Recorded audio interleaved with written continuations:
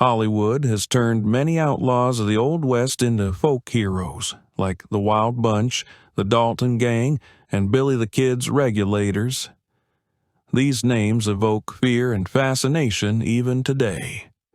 However, history tends to spotlight only a few, leaving others in the shadows. Some lesser-known gangs had equally thrilling tales of crime and adventure, but have since been forgotten. Although not as famous, their stories are just as intriguing and contributed to the rich tapestry of Old West legends that still capture our imagination.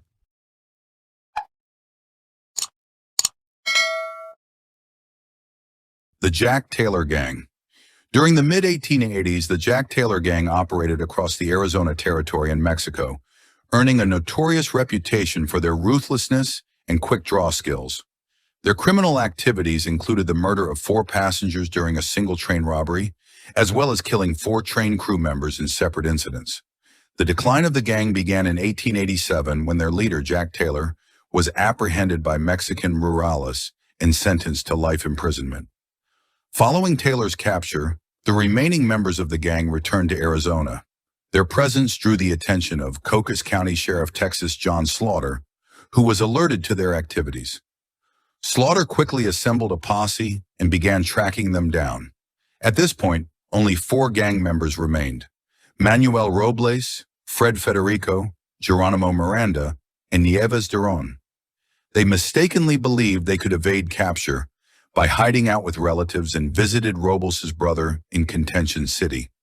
Sheriff Slaughter, having learned of their location, raided the house where Duron and Robles were sleeping. This confrontation resulted in a gunfight, during which Duron was killed. Robles was injured but managed to escape and later reunited with Miranda and Federico. The remaining gang members fled back into Mexican territory. By the end of that year, all 3 met their demise. Robles and Miranda died in a gunfight with Mexican rurales, while Federico, after shooting a deputy sheriff, was captured and later hanged.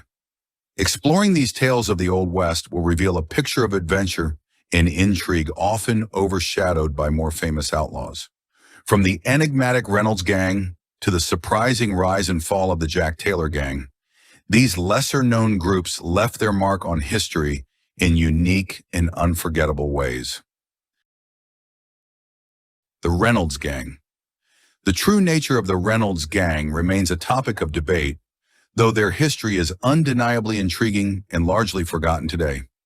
Composed of former Confederate soldiers, the gang turned to outlawry in the Colorado Territory. Led by Jim and John Reynolds, they focused on robbing stagecoaches traveling through the Kenosha Pass and were known to use violence when necessary. Some historians argue that the gang maintained their allegiance to the Confederacy. According to this view, their operations were intended to disrupt Union supply lines, with the stolen funds meant to support the Confederate Army. Despite these claims, public sentiment eventually shifted, leading to the formation of a posse. On July 31, 1864, the posse confronted the gang, resulting in a gunfight. One member of the gang was shot, and 5 others were captured. Only John Reynolds and Jack Stowe managed to flee into New Mexico. Following their capture, there was further controversy. The official accounts suggested that the prisoners were killed during a failed escape attempt. However, an investigation by Confederate sympathizers later claimed that the men were executed while chained to a tree on the orders of Colonel Chivington, the same individual responsible for the Sand Creek Massacre. 7 years later, John Reynolds partnered with Al Brown. After Reynolds was mortally wounded in a gunfight, he allegedly revealed to Brown the location where he had buried the stolen money. Brown attempted to recover the treasure at Mount Logan, but was unsuccessful due to a landslide that had altered the landscape. Since then, treasure hunters have actively searched the area in hopes of finding Reynolds' lost treasure. McCanles Gang of Nebraska. The event that occurred on July 21, 1861 at Rock Creek Station in Nebraska is known as the McCanles Massacre. Accounts of the incident vary widely. Some reports suggest that 3 individuals acted in self-defense against a dangerous gang that was seeking trouble. Others argue that the McCanles gang may not have existed and that these three individuals committed premeditated murder to escape a debt. Regardless of the true circumstances, this shootout played a significant role in the formation of the legends surrounding Wild Bill Hickok. David McCanles was the owner of the property where Rock Creek Station was located. At the time, a young James Butler Hickok was employed there as a stock tender. According to popular accounts, McCanles was a feared outlaw who, along with his gang, caused terror in the region. On that day, McCanles and his associates, James Woods and James Gordon, arrived to collect payment from the station manager, Horace Wellman. When Wellman was unable to provide the full amount, McCanles reportedly became aggressive and attempted to harm him. Fortunately, Hickok and another stock tender named Brink were present and came to Wellman's aid. In the subsequent confrontation, McCanles and his two companions were shot. Hickok faced charges of murder but was later acquitted. Another version of the story comes from Monroe McCanles, David's 12-year-old son, who witnessed the event but was not permitted to testify due to his age. Monroe claimed that his father and his men arrived unarmed and were attacked without cause by Hickok, Wellman, and Brink. According to Monroe, Wellman also tried to attack him with a hoe but missed, allowing the boy to escape. The Jennings Gang. The Jennings Gang demonstrated that not everyone in the Wild West was suited for a life of crime. The gang was led by Al and Frank Jennings, two former lawyers who turned to criminal activities. The group also included Richard Little Dick West, a former member of the Wild Bunch, which initially made the gang seem formidable. Despite this, their criminal activities were short-lived, spanning only a few months in 1897.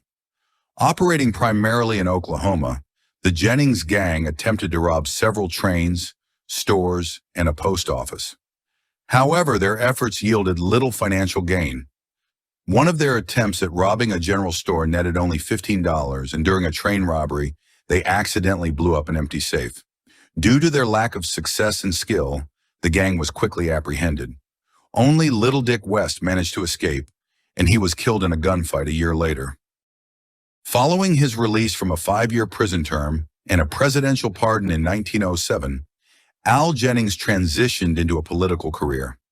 In 1912, he successfully won the Democratic nomination for Oklahoma County Attorney, running on a platform of integrity and openly discussing his criminal past. Though he did not win the election, Jennings' story captured the interest of Hollywood. He embarked on a new career as a silent film actor, amassing 24 acting credits, including a lead role in a 1914 biopic about his life titled Beating Back. Leveraging his newfound fame, Jennings also ran for governor of Oklahoma, but finished third out of 6 candidates in the Democratic primaries. The Dodge City Gang of Las Vegas, New Mexico. Unlike many other criminal groups of its time, the Dodge City Gang had grand ambitions.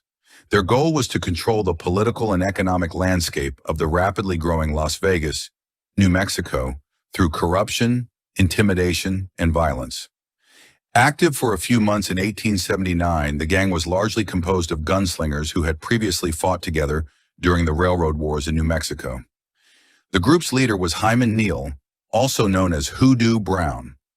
Leveraging his reputation as a gunfighter, Neal secured a position as Justice of the Peace with a promise to combat corruption. However, he instead appointed his fellow gunslingers to key law enforcement roles. Joe Carson became chief of police, mysterious Dave Mather was made deputy marshal, and Dave Rudabaugh took on the role of policeman. Carson was soon killed in a confrontation, and despite their official roles, the gang members continued to engage in occasional robberies. Their criminal activities eventually drew the attention of Deputy John Sherman, who gathered a group of honest men to apprehend the gang in the act. Most of the gang members were arrested. Mather was acquitted but later built a formidable reputation as a gunfighter before disappearing from historical records. Although Hoodoo Brown did not directly participate in the robbery, his involvement was widely suspected. As a result, an outraged mob drove him out of town. The Bummers. While many of the Old West's notorious gangs became infamous through cattle rustling, robberies, and shootouts, the Colorado Territory faced a less ambitious group. This gang of misfits, known as the Bummers, was led by Eddie Shooter Coleman. They primarily targeted the mining settlement of Auraria, now part of Denver.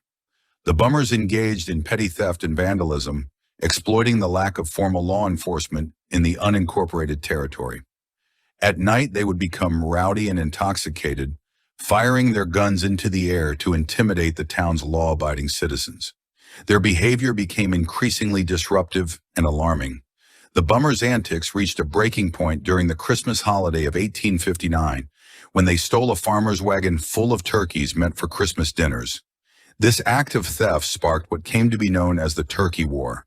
Fed up with the gang's behavior, the townspeople formed a vigilante posse. A violent confrontation ensued, resulting in the death of one Bummer and the lynching of several others. The remaining members of the gang got the message and dispersed, leaving town for good. Red Jack Gang Outlaw Loot. The Red Jack Gang was active in the early 1880s, focusing on stagecoach robberies along the San Pedro River in Arizona. The gang was led by Red Jack Almer, recognized for his distinctive ginger hair and pale complexion, which gave him a youthful and somewhat delicate appearance. Although the gang conducted several successful heists, their most notable accomplishment occurred on August 10, 1883. On that day, they targeted a Florence Globe stagecoach carrying a Wells Fargo strongbox filled with a substantial amount of gold. Before the robbery, Almer boarded the stagecoach as a passenger to verify the presence of valuable cargo. Reports vary on whether he left the stagecoach before the heist or stayed on and signaled his accomplices. According to a colorful legend, Red Jack also took advantage of his appearance by cleverly wearing dresses and disguising himself as a woman to deflect suspicion. Regardless of the accuracy of this tale, the gang managed to steal thousands of dollars in gold, which was never recovered. The gang's activities eventually attracted the attention of law enforcement, leading to several posses pursuing them. Almer was ultimately killed in a confrontation with Sheriff Bob Paul, an associate of Wyatt Earp. The Innocents.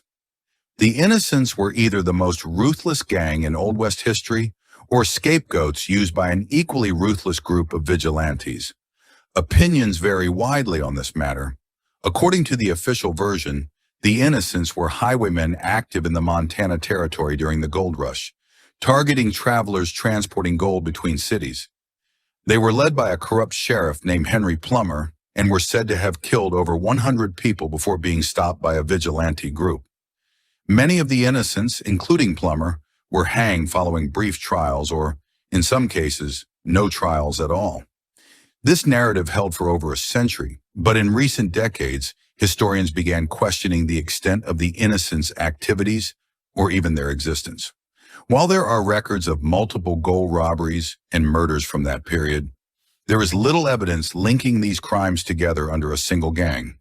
The alleged victims were reportedly buried, burned, or hidden, but none were ever found, nor was the stolen gold. The official story's credibility largely stemmed from its source.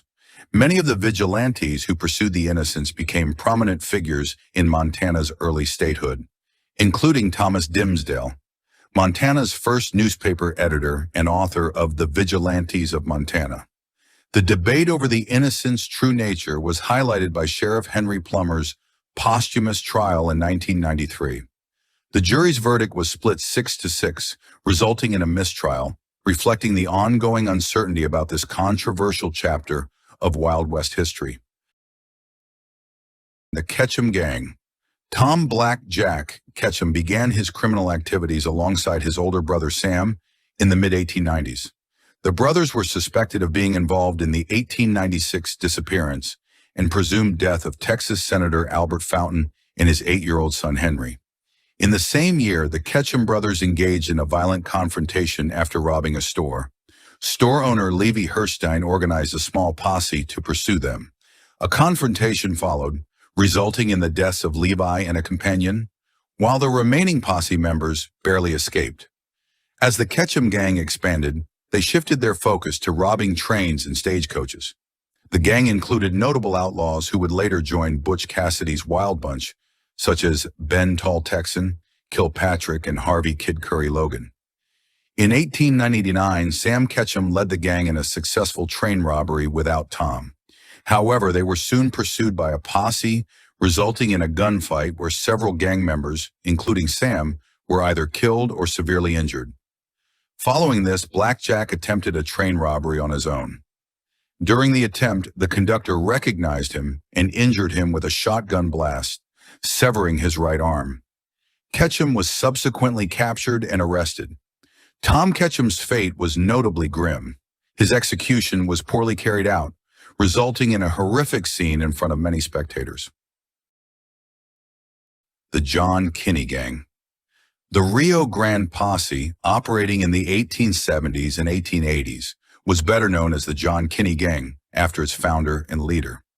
Kinney, a former military man, was discharged from the U.S. Army in 1865.